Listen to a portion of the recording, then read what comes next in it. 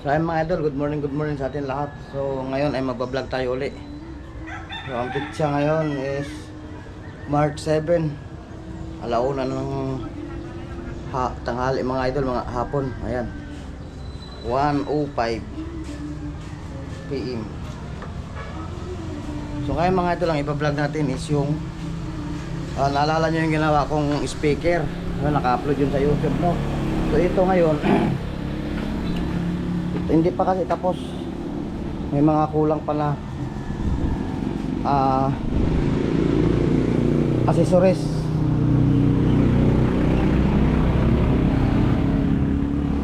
So ngayon natin siya ulit gagawin. Siguro ang gagawin ko dito is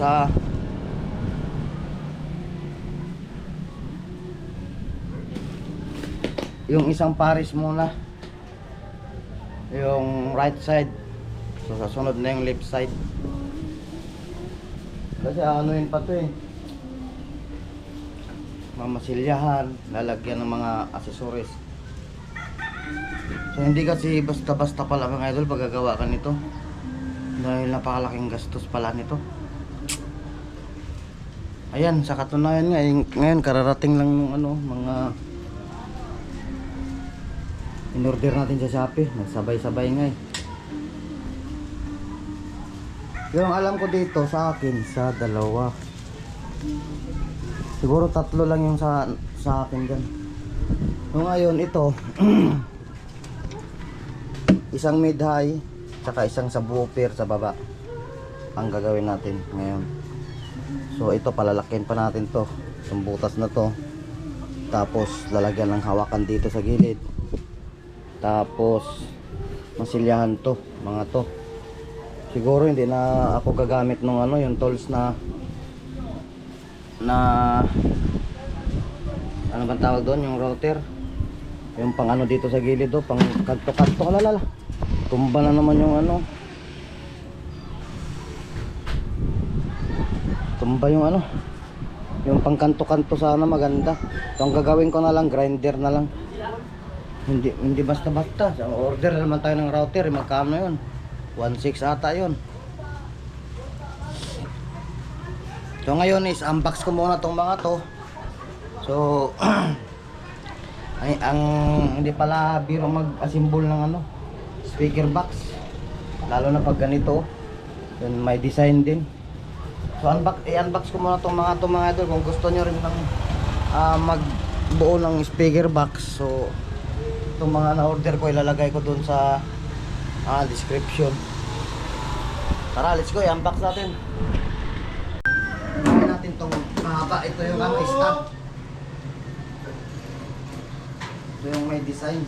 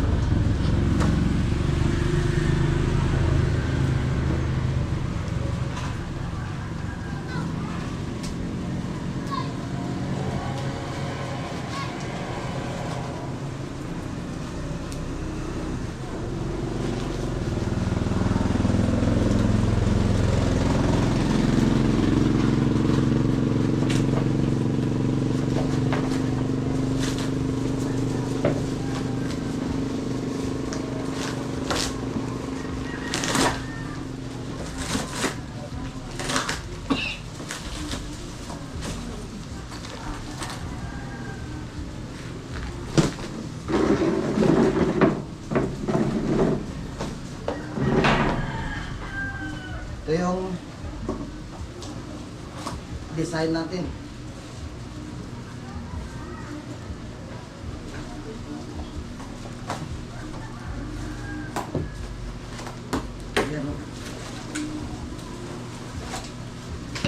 Saka lang to, dapat to, dalawa. Ito yung sa right side.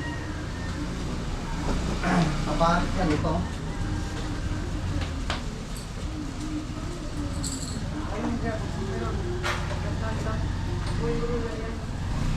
Ito yung sa baba.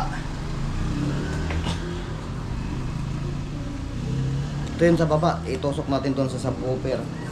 Tapos, ang ganda nito mga idol. So, ganyan yun, no? Ito yung, dali. Sa taas. Yung doon sa mid-high. Ito yung sa baba. Ito yung sa taas. Parang ganyan sa mga idol. Tapos dito itusok yung ano, tubo. Tapos ito tubo naman. May adjustan. Ayan na. Diba? Ayan o. May thread. Ito yung doon. Ang galing nito.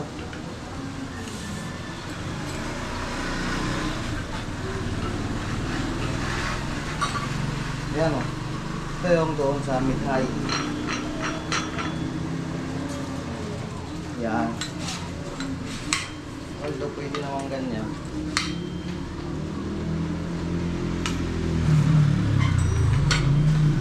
Ayan na siya.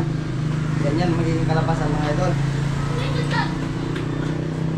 Ito yung subwoofer. Ito yung mid-high. So let's go. Ito ang gagawin natin ngayon.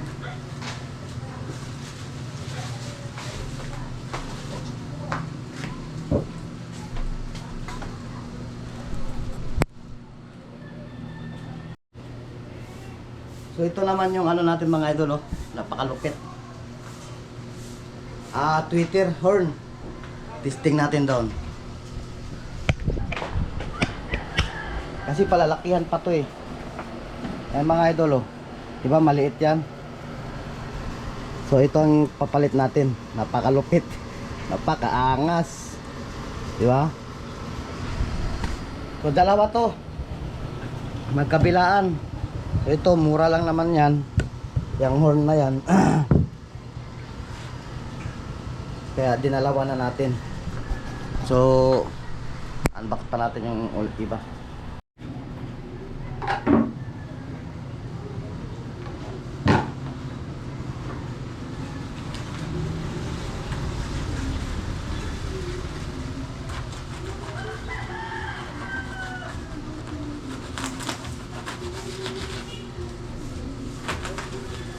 Siguro ito yung driver unit ng ating tweeter horn. Ito kung gusto nyo maganda yung pangkantahan nyo, ano, ganito gawin nyo. Kaysa bibili kayo na napakamahal. Napakamahal din naman talaga yung ano pag gumawa ka. Kaya pala pag bumili ka, ang mahal. Ito na yung ano, kala ko mga idol. So pag ikaw ang gumawa, makakatipid ka. Ito yung isa, driver unit. Ang ganda mga idol.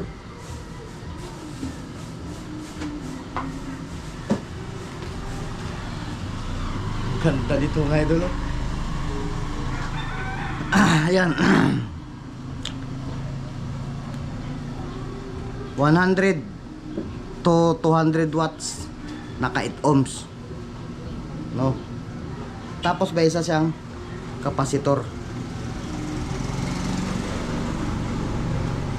Siguro dito yan sa positive. So iti-testing natin to.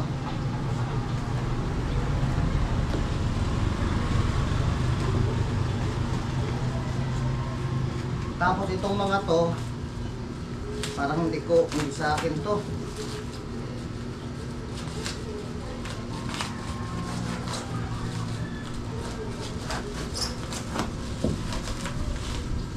Hindi nga, Emesis to.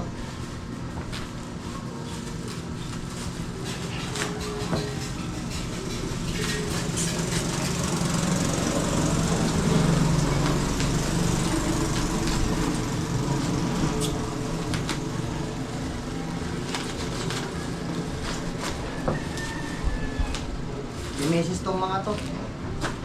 Pasok natin sa loob.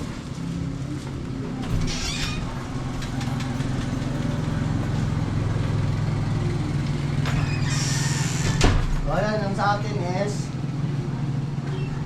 dalawang unit, dalawang horn, tsaka isang stand. So ang kulang na lang natin mga idol yung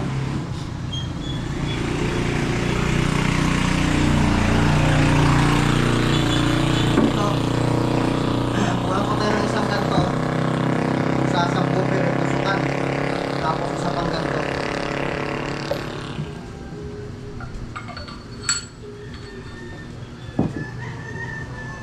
Yan, tapos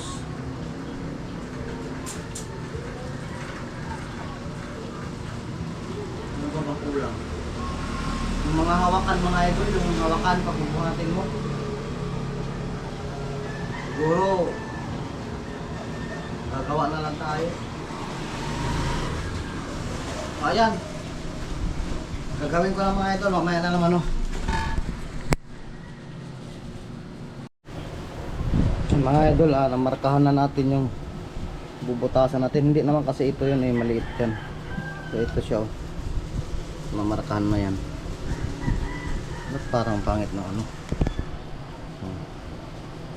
Ito malaki siya, oh. Yan. So yan, ganyan siya mga idol, oh. So bubutasin natin yan. Tapos dito din sa puwet yung pagtusukan.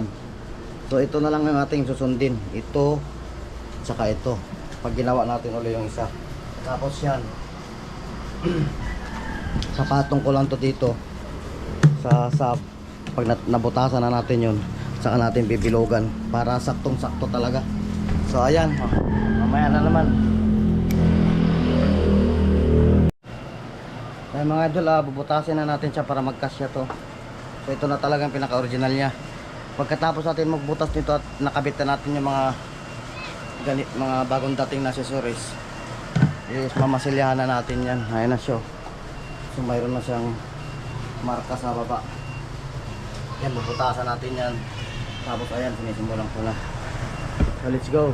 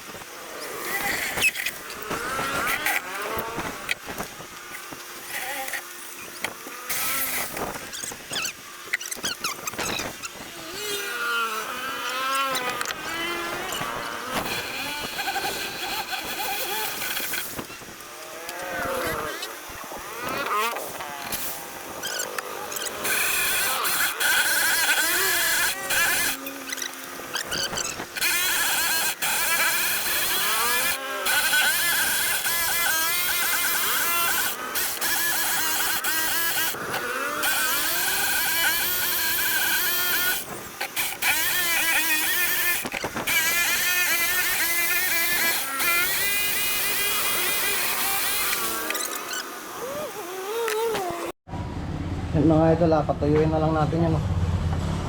Tapos ito, kakabit na natin. So parang gusto ko pang maglagay ng ano doon, yung support nito, yung driver unit, support nitong pinaka driver nya. Gusto ko maglagay ng kahit kaunting plywood lang doon sa loob, no. Yung ganyan ba, oh.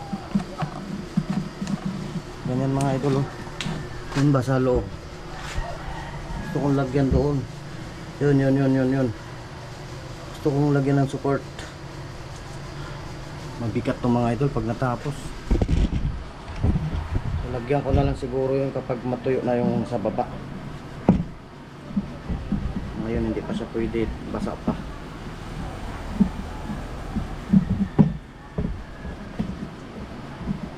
Paano pinasok yun?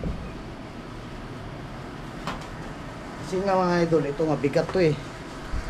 Ito mabigat tong ano niya, tong kailangan may support siyang ganyan dun sa loob para pag tulog niya smooth na smooth. So ayun, mamaya na mga idol, no, patuyuin lang natin tong nilagay ko. Yan yung tuhuganan ng ano, stick, yung tubo. Tapos ito bubutasin na rin siguro natin tong ano, yung pambaba. Alright, tala, let's go. So mga idol, hindi pa pala pwede natin butasan to dahil ayun nga, yun nung pagbabasihan natin, no. Pag natuyo yan, tatanggalin ko yung kinabit ko na bakal, tapos ipapatong natin siya dito yung para makuha natin yung gusto nating ilagay ba natin siya sa medyo unahan or igitna natin.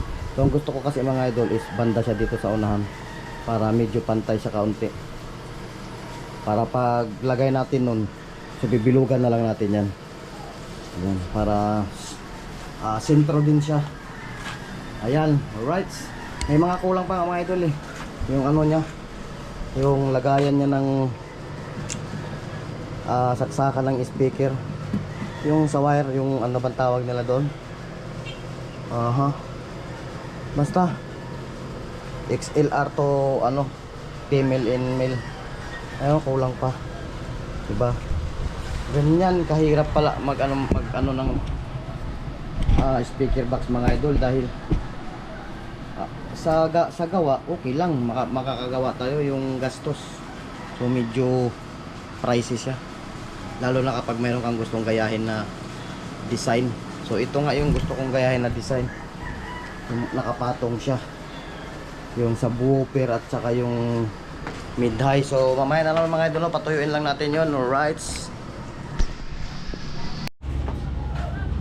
yan mga idol, nalagay na natin sa baba.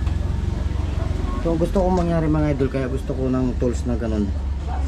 Itong bakal na to, gusto ko sa ilubog pantay itong plywood na to. So, dahil yun nga, wala tayong tools na yun, samantalang ganyan na lang na siguro. Tapos pinabit na rin natin yung driver unit. So ayun, so sinukatan ko, sa gusto ko siyang mayroon siyang ano, suporta yan dyan dito. Ayan, nakasukat na to, bubutasan na lang. So gusto ko yung driver unit natin doon may suporta. So let's go, kakatingin ko lang to mga idol. Standby muna mga idol, nakabit ko na. Yun ang gusto kong mangyari mga idol. Ayun o, shoot yung magnet, na shoot dito sa ginawa nating suporta. So diba, ipipix ko na yan para mamasilyahan na. So ang mauuna matapos mga idol, isang mid high, isang subwoofer, kasi yung isang pares natin, so wala pa yung ibang mga ano niya, kulang pa ng ganyan, o yung tubo na ganyan, no? So isa muna, siguro bukas mamasilya na ako. So ayan mga idol, hanggang dito lang ang ating vlog, no? Babay muna at nakakapagod.